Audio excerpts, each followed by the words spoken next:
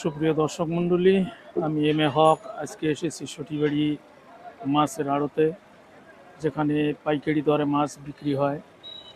অনেক দূর দূরান্ত থেকে এখানে লোকজন আসেন মাছ কেনার জন্য। আমি সেই পাইকারি বাজারে এসেছি, তো চলুন দেখা যাক। আমার হাটে আসা দেরি হওয়াতে মাছ বেচা কেনা প্রায় শেষের দিকে। কত করে বিক্রি হতেছে বাবা এগুলা? 350 টাকা কেজি। 350 টাকা কেজি ইলিশ তো হইলে না? ইলিশ কেজি প্রতি 350 কেজি টাকা। 350 টাকা। 350, 300, 320, 30 এইরকম। 1750 টাকা।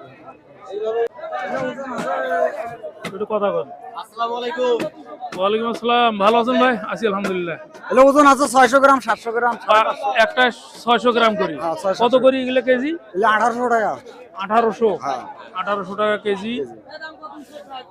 হ্যাঁ 500 থেকে 600 গ্রাম ওজনের। না 500 বেশি, 600 700।